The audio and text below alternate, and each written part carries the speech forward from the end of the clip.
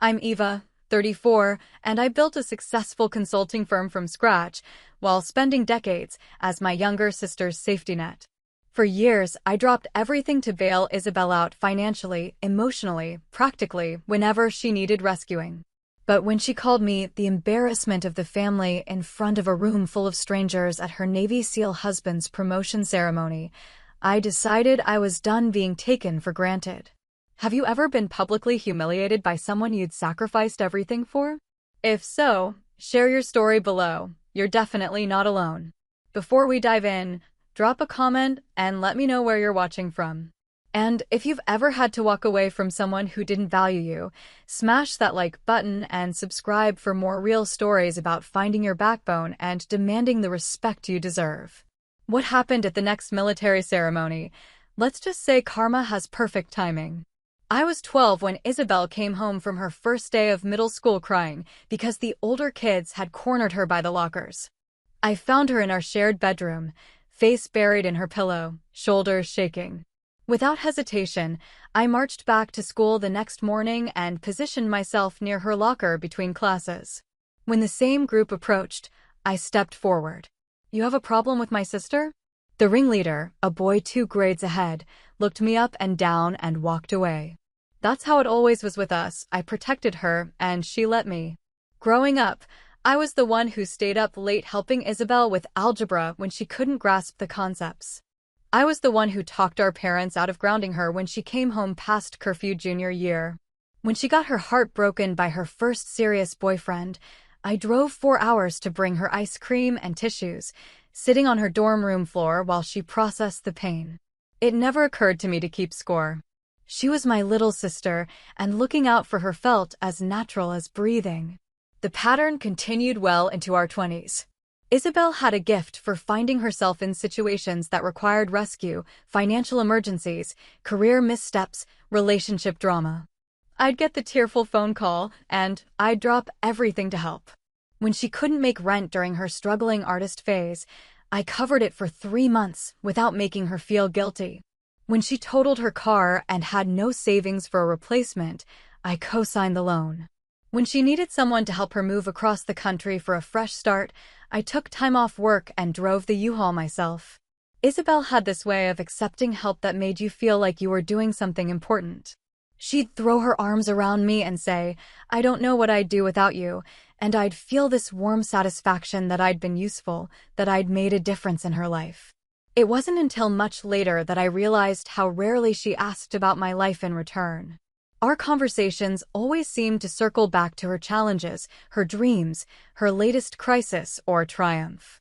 When Isabelle met Mark at a military charity event, everything about her seemed to brighten.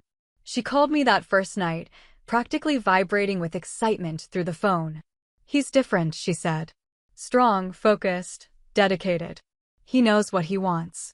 Mark was a Navy SEAL, 6 years into his career, and the intensity that drew Isabelle to him was apparent from the moment I met him. He had this quiet confidence, the kind that comes from knowing you can handle whatever life throws at you. I supported their relationship from the beginning.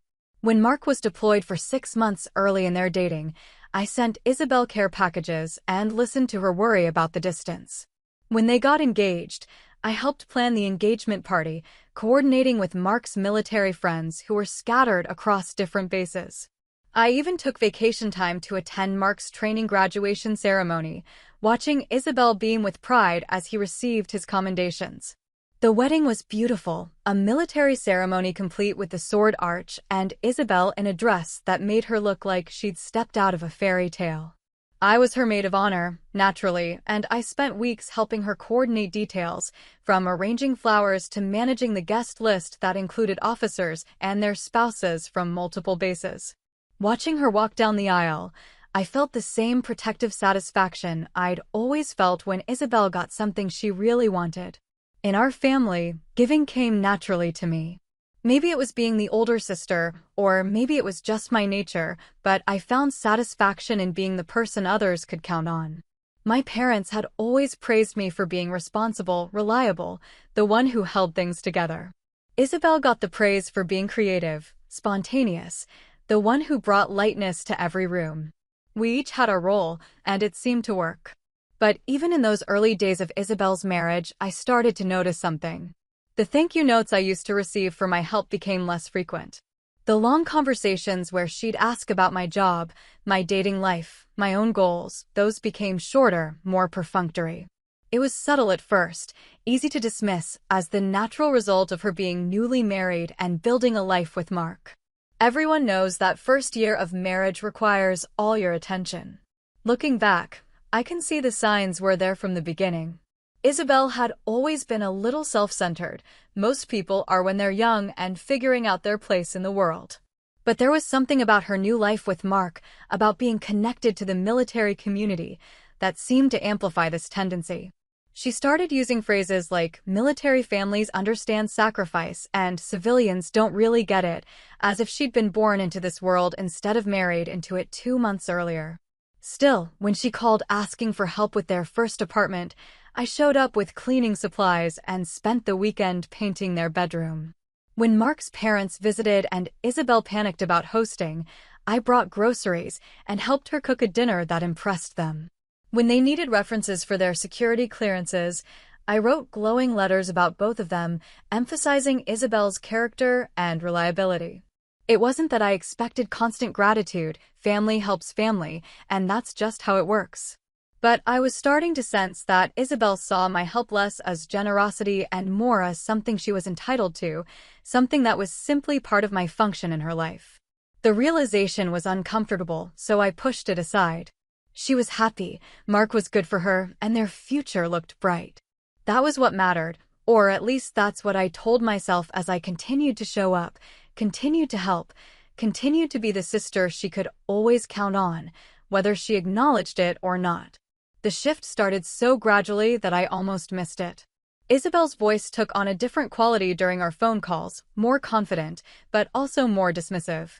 She'd always been prone to enthusiasm about whatever phase of life she was in, but now there was an edge to it, as if her new status as a military spouse had given her some special insight into how the world worked.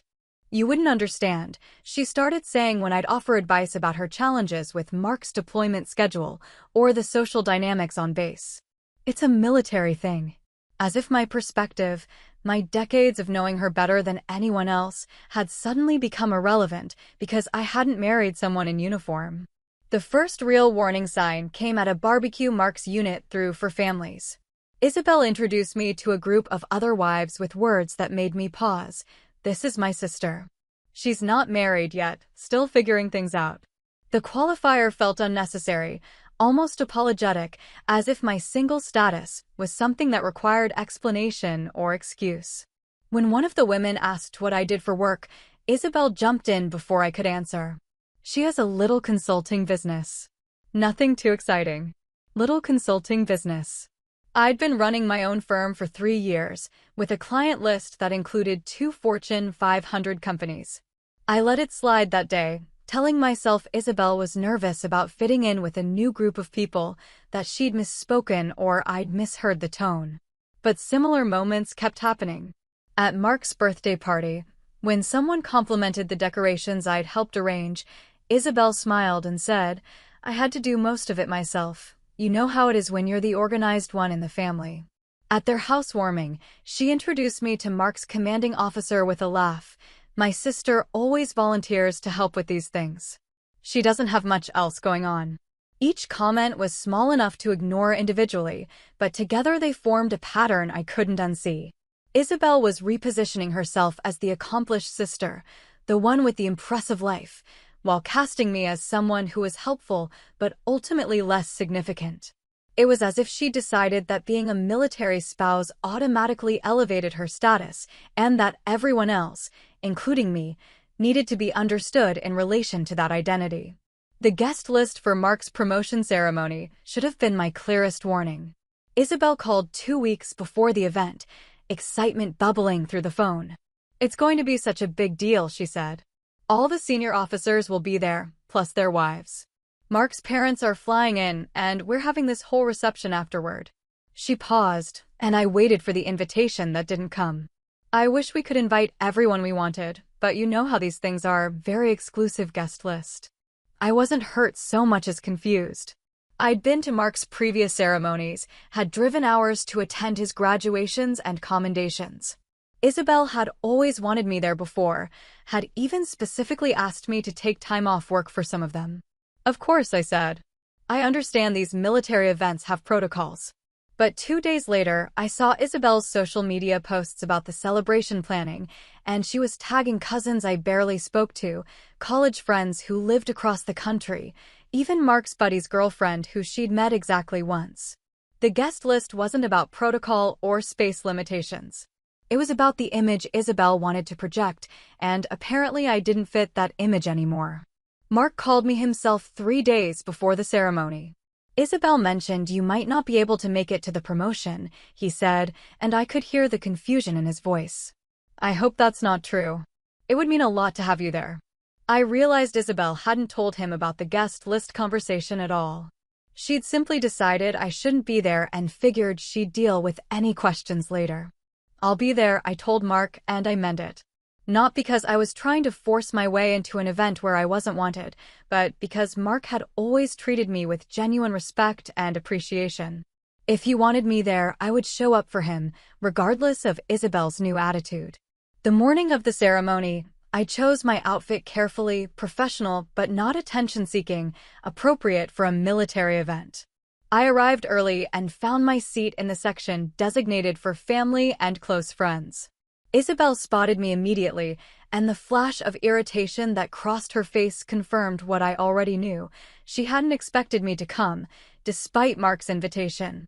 She made her way over during the pre-ceremony reception, her smile bright and fake.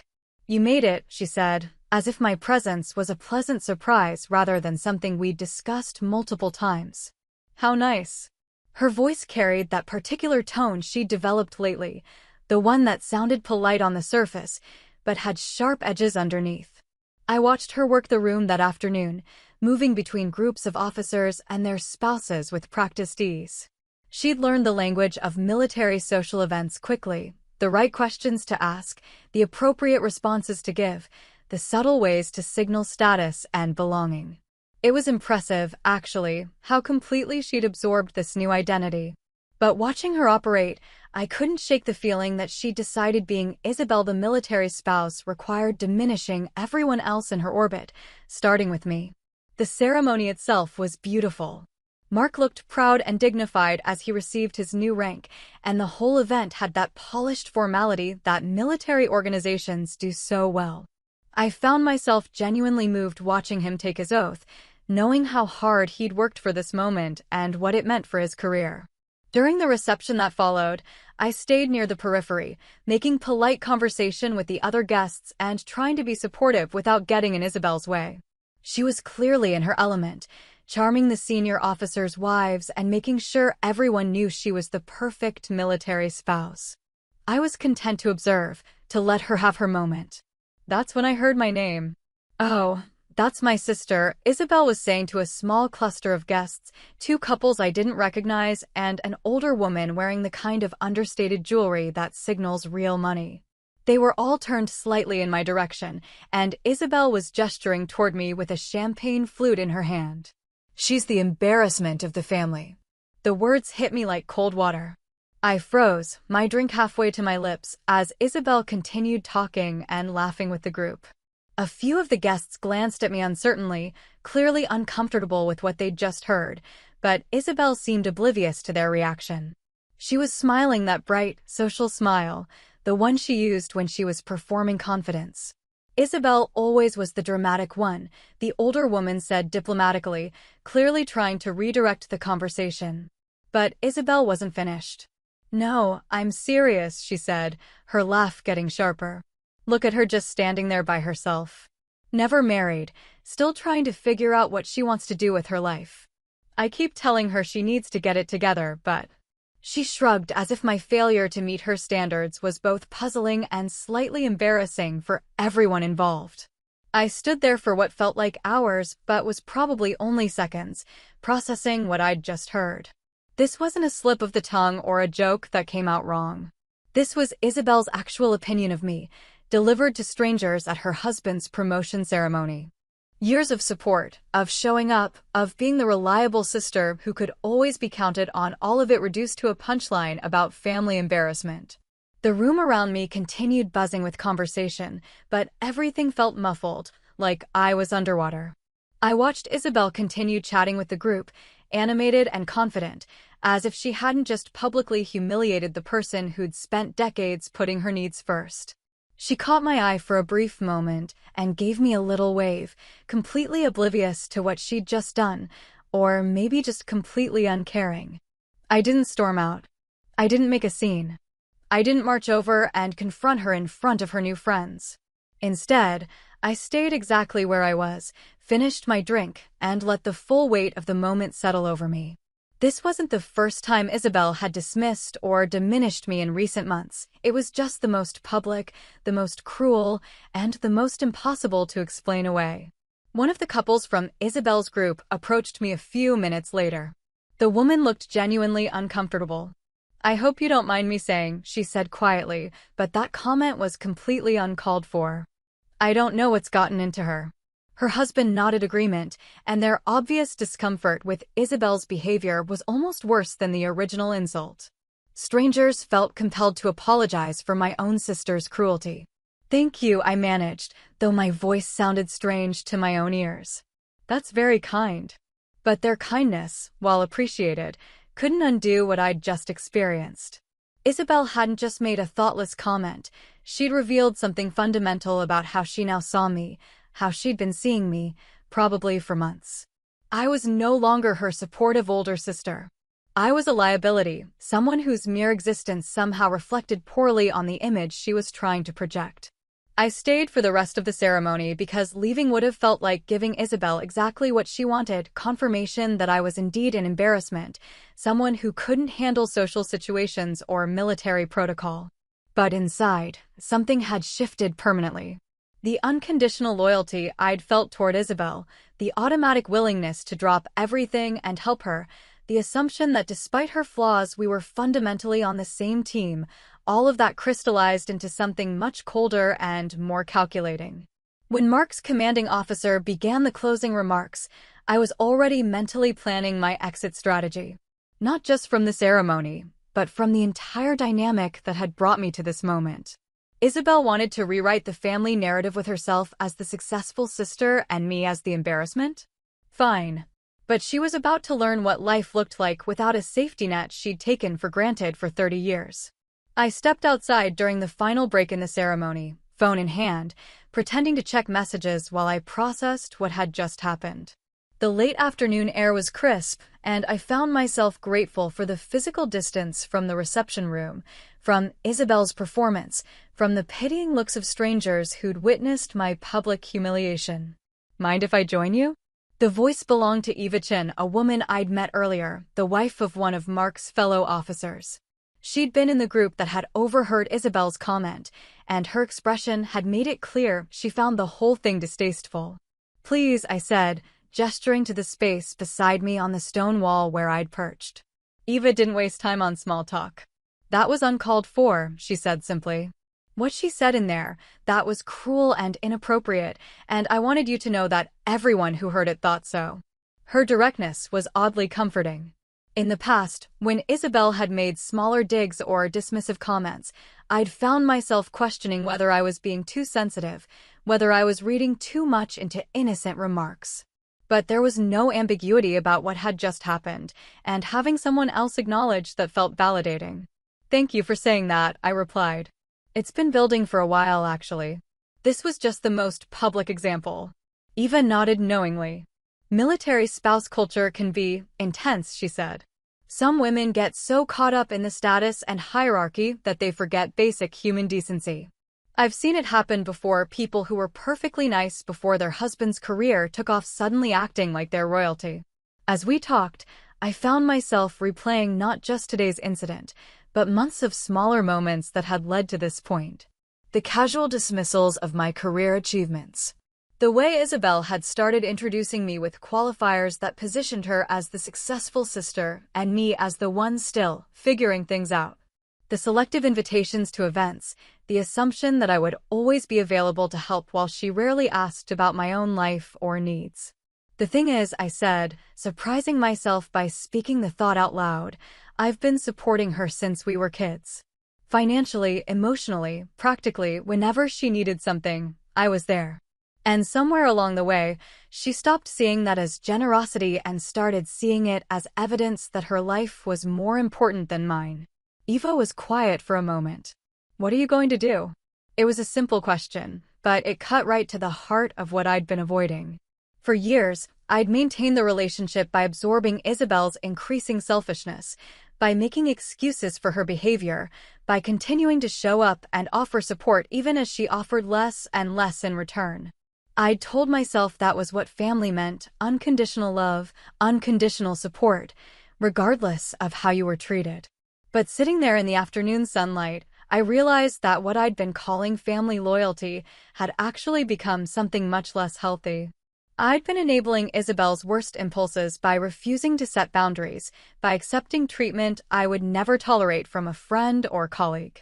I'd been so committed to being the good sister that I'd forgotten I deserved to be treated with basic respect. "I'm going to step back," I said, and the words felt both scary and liberating. Not out of spite, but because this dynamic isn't working anymore. She wants to see me as an embarrassment? Fine. She can figure out what life looks like without someone she's embarrassed by constantly bailing her out. The decision felt both sudden and inevitable. I'd been moving toward this moment for months without realizing it, each small slight and dismissal adding weight to a scale that had finally tipped. This afternoon's humiliation was just the catalyst that forced me to acknowledge what I'd been avoiding. The relationship had become fundamentally unbalanced and unhealthy, and I was the only one with the power to change that. When we returned to the reception, I made my polite goodbyes to Mark and the other guests I'd spoken with throughout the day. Isabelle was busy holding court with another group of officers' wives, and I didn't interrupt. There would be time for conversations later, but this wasn't the moment for confrontation or explanation. Driving home that evening, I felt a strange combination of sadness and relief. Sadness for the relationship Isabelle and I had once had, for the closeness we'd shared when we were younger, for the sister who used to value my presence in her life. But relief too, relief at finally acknowledging the reality of what our relationship had become, relief at giving myself permission to step away from a dynamic that had become toxic. I'd spent so many years defining myself through my usefulness to Isabelle that I'd forgotten what it felt like to simply exist without constantly considering her needs first. Tonight, for the first time in decades, I was going to go home and think about what I wanted, what I needed, what would make me happy, without filtering every decision through the lens of how it might affect my sister or what kind of help she might require next. The sister who had once protected Isabelle from middle school bullies was about to learn how to protect herself from a different kind of hurt, the kind that comes from people who claim to love you but show it by making you smaller. The silence started immediately. No call that night to recap the ceremony, no text the next day asking if I'd gotten home safely. For years, post-event conversations had been our ritual. Isabelle would call to dissect every moment, analyze every interaction, and usually thank me for whatever support I'd provided. The absence of that call told me she either genuinely didn't understand what she'd done wrong, or she was waiting for me to reach out first, to apologize for some imagined transgression. I didn't call.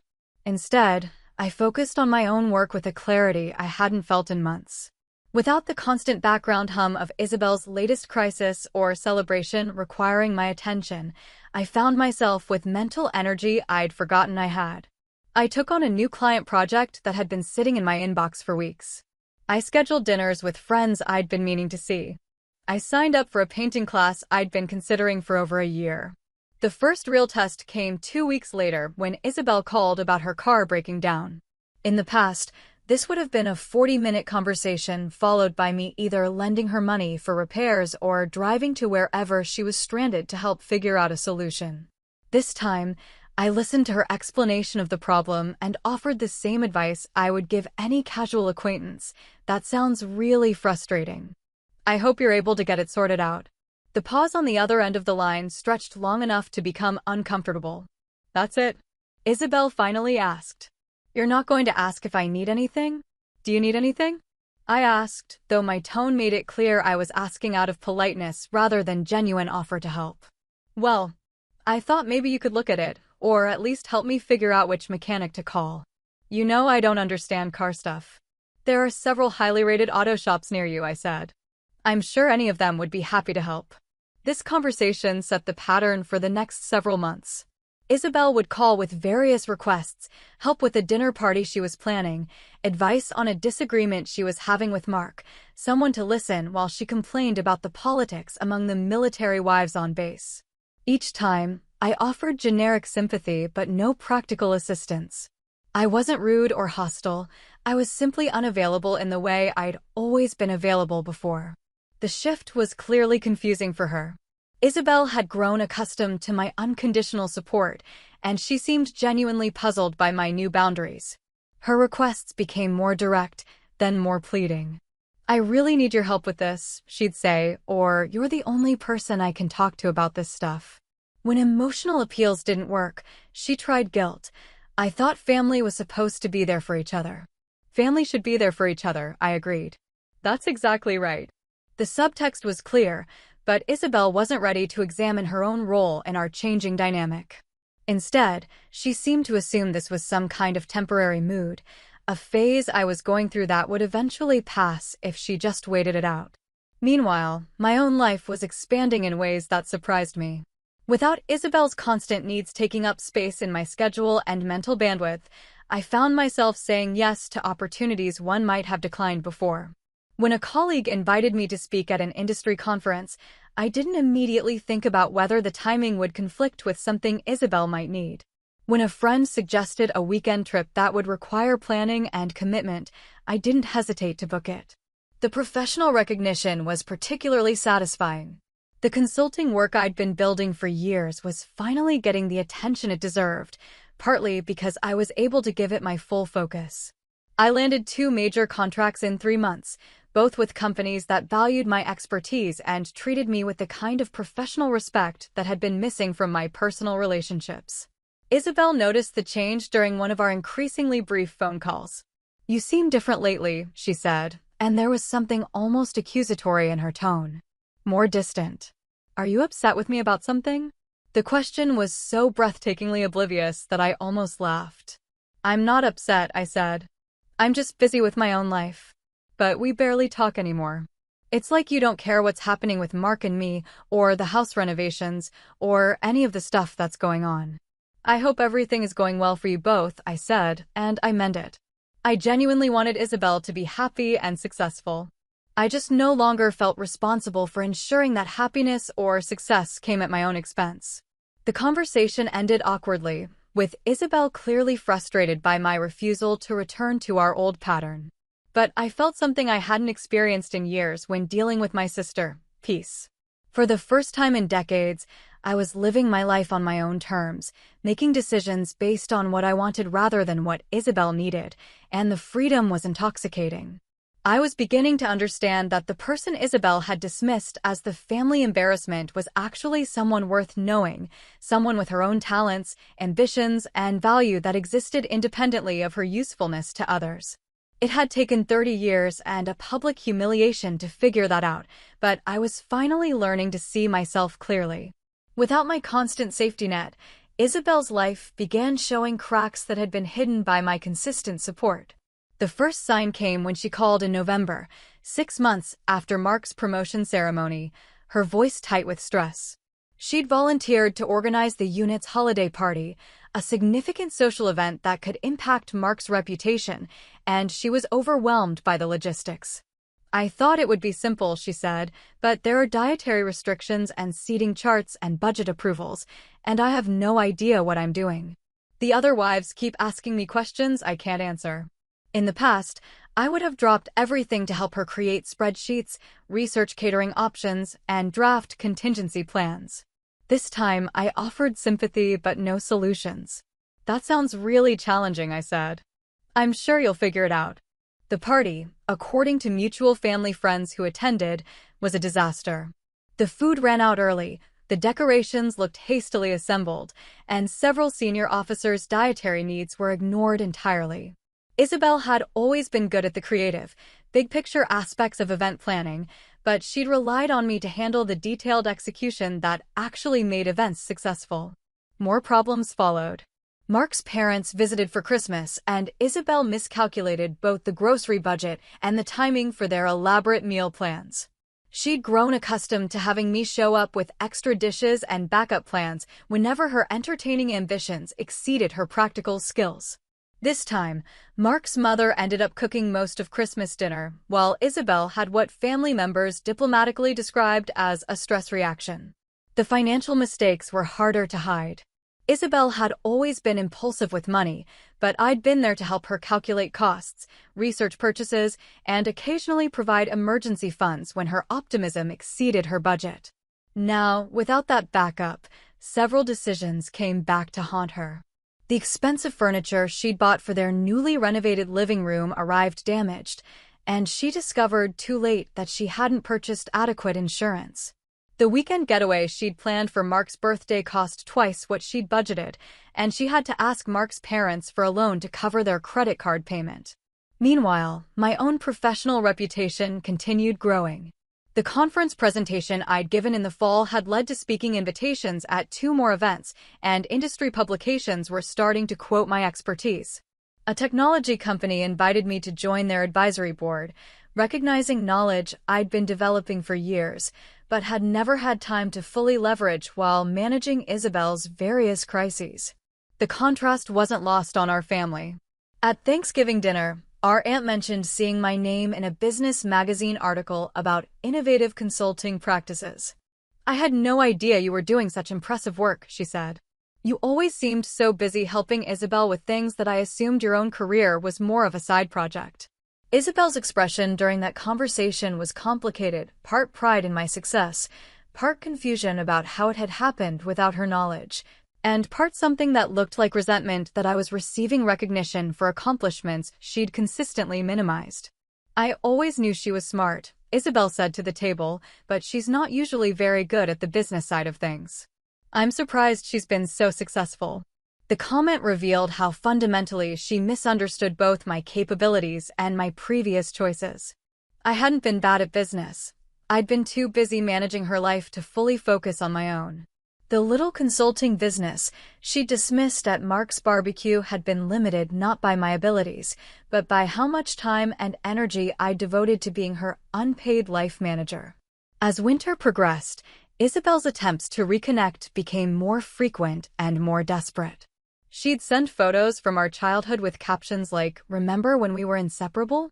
She'd forward funny memes with messages like, "This made me think of you. I miss talking every day." When subtle approaches didn't work, she tried direct appeals. "I feel like we're growing apart, and I don't understand why. Can we talk about what's wrong?" But nothing was wrong exactly. I wasn't angry anymore, wasn't hurt in the acute way I'd been after the promotion ceremony. I'd simply stopped prioritizing her needs above my own well-being, stopped accepting treatment I wouldn't tolerate from anyone else, stopped defining my worth through my usefulness to someone who'd made it clear she saw that usefulness as evidence of my lesser status. The Isabelle who'd called me the family embarrassment had been telling the truth about how she saw me. My mistake had been continuing to invest in a relationship with someone who held such a fundamentally disrespectful view of who I was.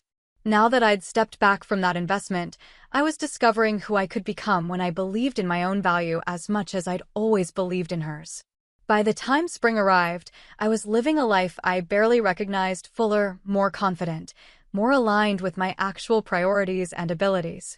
The sister who'd once defined herself through her willingness to rescue Isabelle had learned something much more valuable: how to rescue herself.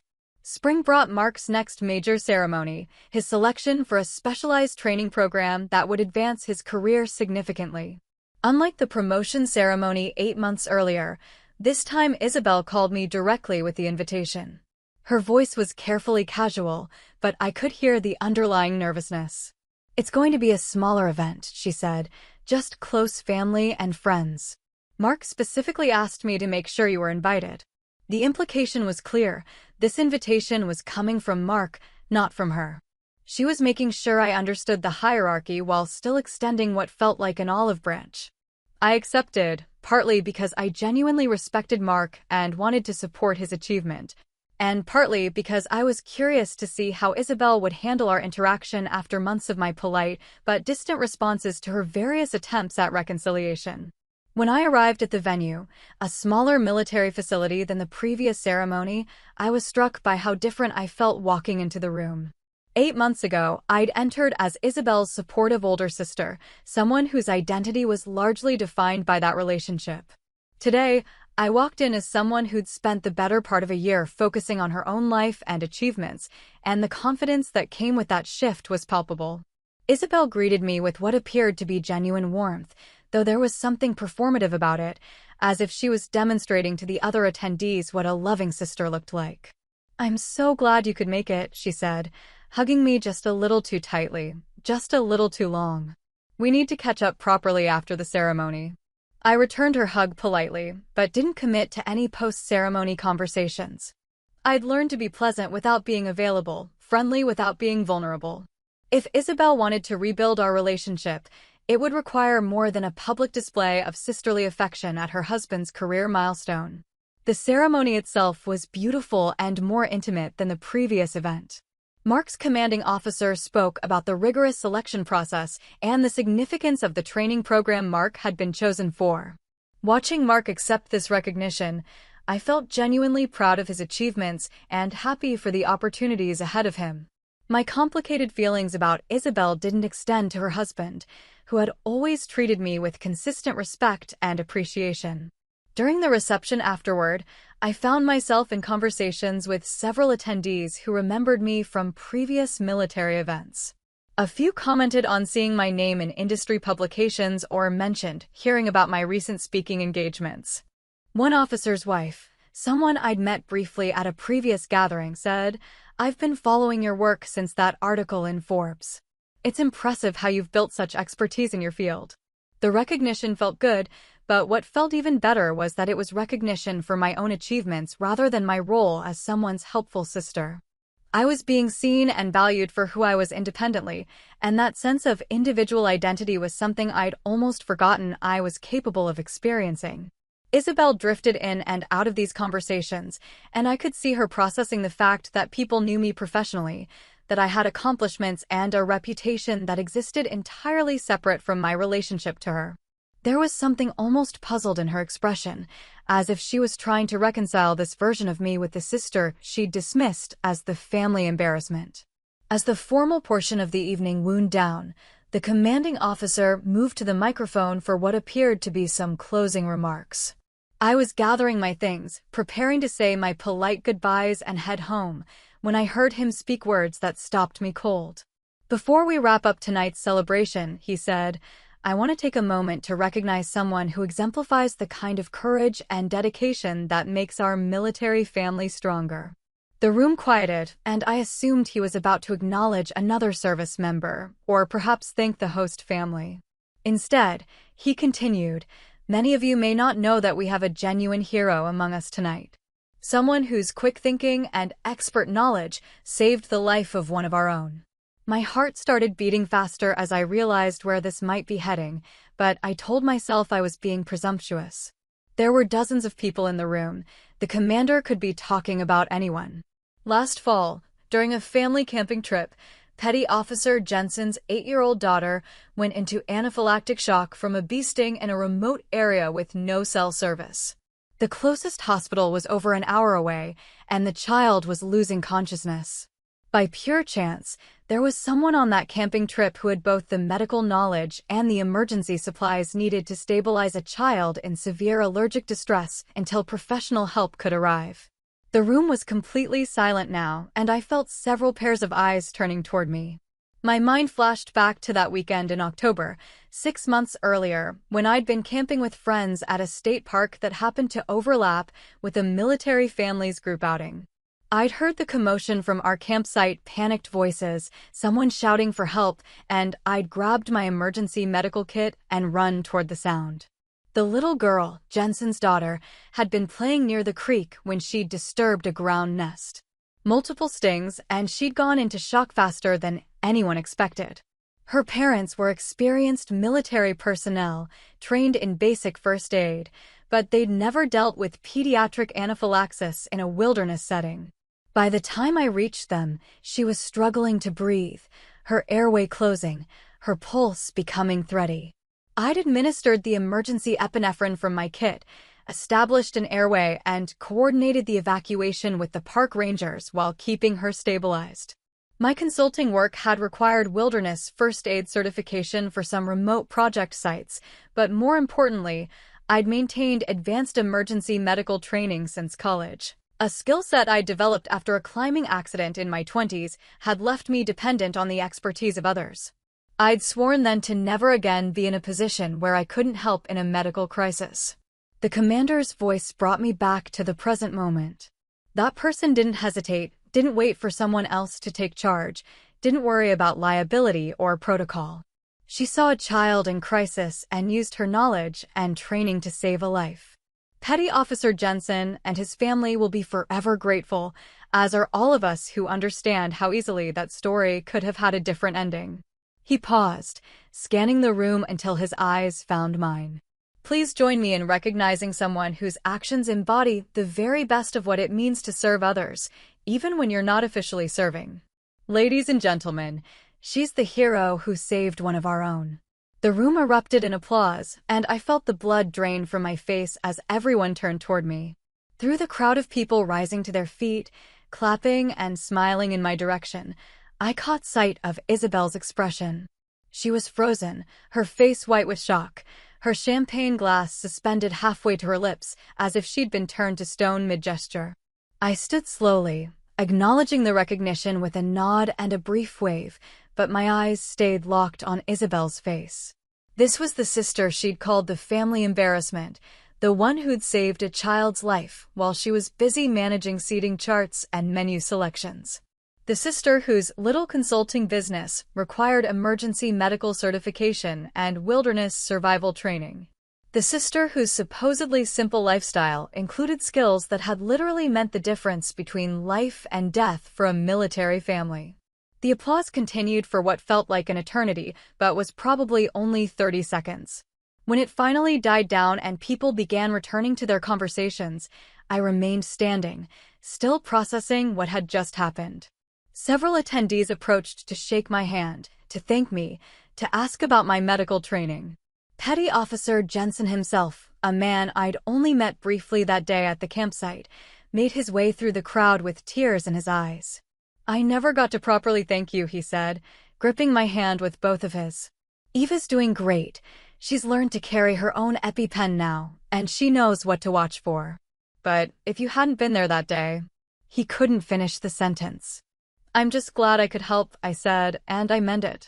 The recognition was nice, but what mattered was that an 8-year-old girl had gone home safe to her family that day. As the crowd around me began to disperse, I finally looked back toward where Isabelle had been standing. She was still there, but she was no longer frozen. Instead, she was staring at me with an expression I'd never seen before, part shock, part something that might have been shame, part what looked like dawning realization. For 8 months, I'd been stepping back from our relationship, focusing on my own life, letting her figure out how to manage without my constant support. I'd thought I was simply setting boundaries, protecting my own well-being, learning to value myself appropriately. But tonight, in front of a room full of people who mattered to Isabelle's social standing, it became clear that my retreat had revealed something she hadn't expected. I wasn't the family embarrassment she'd made me out to be. I was someone with genuine skills, real accomplishments, and the kind of character that earned respect from people she was desperately trying to impress.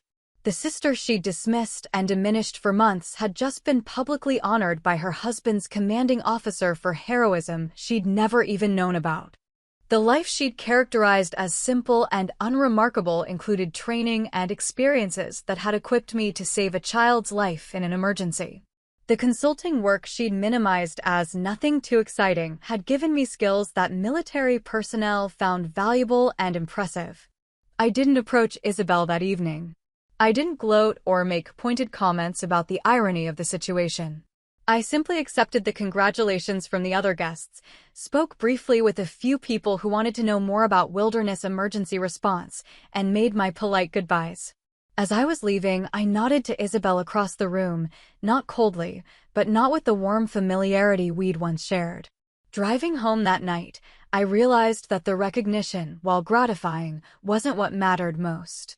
What mattered was that I'd finally learned to see myself clearly, not as the family member whose value came from her usefulness to others, but as someone worthy of respect and recognition in her own right. Isabelle's public embarrassment of me 8 months earlier had ultimately been a gift, forcing me to step back and discover who I was when I wasn't constantly diminishing myself to make her shine brighter. The hero who'd saved one of their own had been there all along. She'd just been too busy taking care of everyone else to notice her own strength. The phone rang at 7:30 the next morning. Isabelle's name on the caller ID didn't surprise me. I'd been expecting this conversation since I'd seen her face at the ceremony the night before. What surprised me was how calm I felt as I answered. "Hi, Isabelle. We need to talk." Her voice was strained, none of the careful casualness she'd been using during our interactions over the past few months. "Can I come over?" "I'm about to leave for a client meeting," I said, which was true.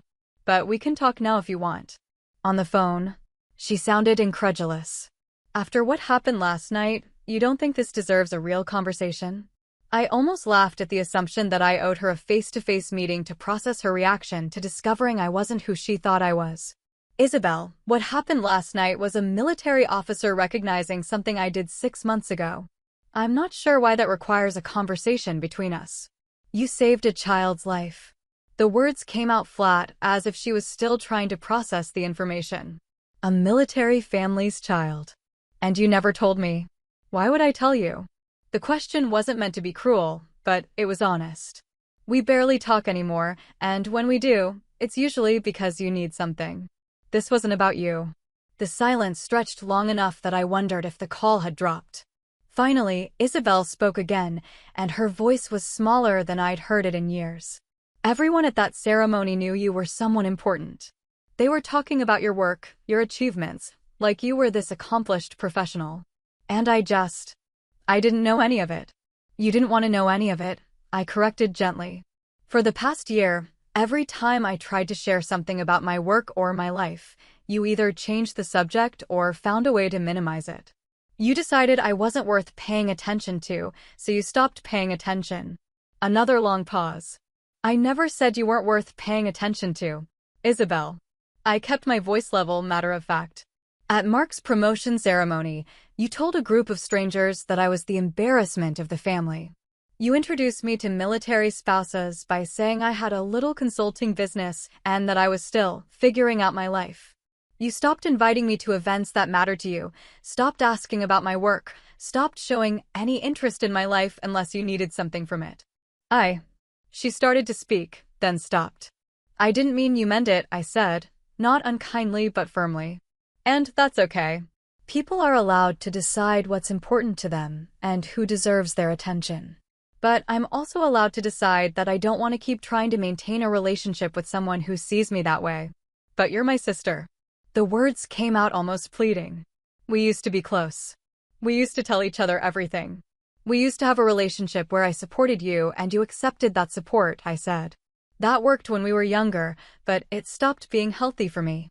When I tried to change the dynamic, you made it clear you weren't interested in a more balanced relationship. So I stepped back."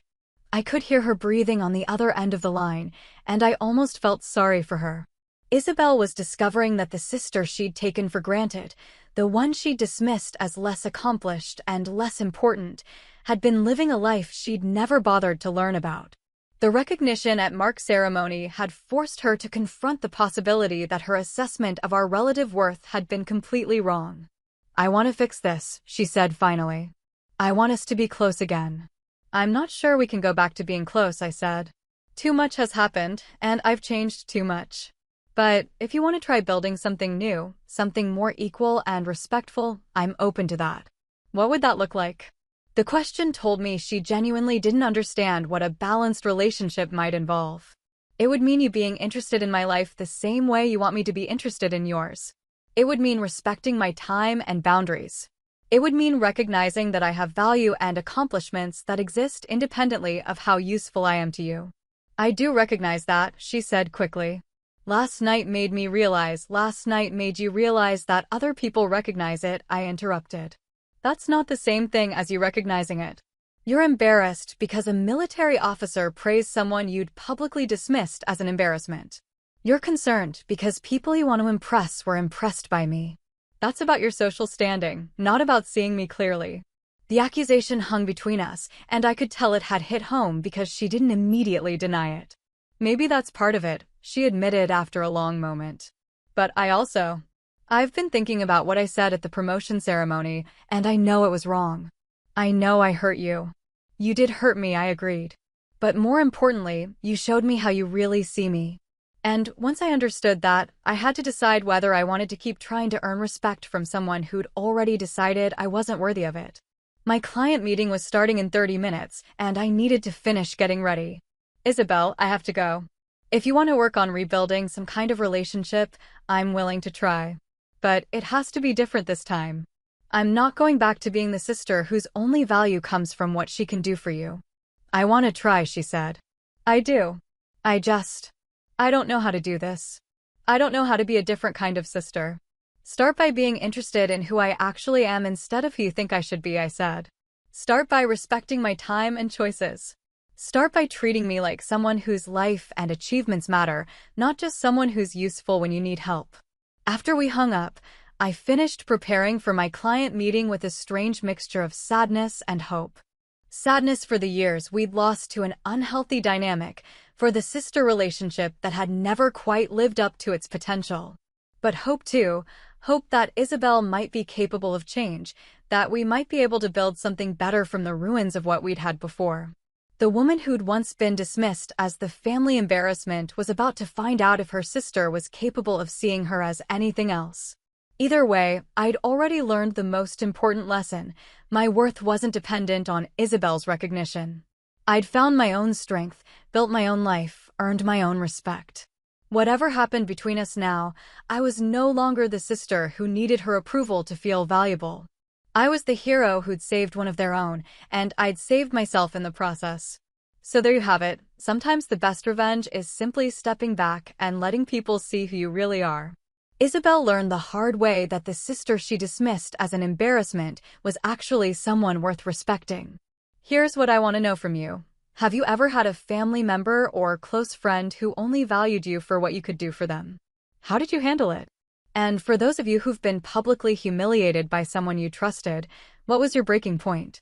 Drop your stories in the comments below. I read every single one, and your experiences help others realize they're not alone in dealing with toxic family dynamics. If this story resonated with you, here's what you can do. Hit that like button if you believe in setting boundaries with family. Subscribe for more true stories about standing up for yourself. Share this with someone who needs to hear that their worth isn't determined by how useful they are to others. And remember, you don't have to set yourself on fire to keep someone else warm. Sometimes the most powerful thing you can do is simply stop making excuses for people who don't respect you. What boundary do you need to set in your own life? Let me know in the comments, and I'll see you in the next one.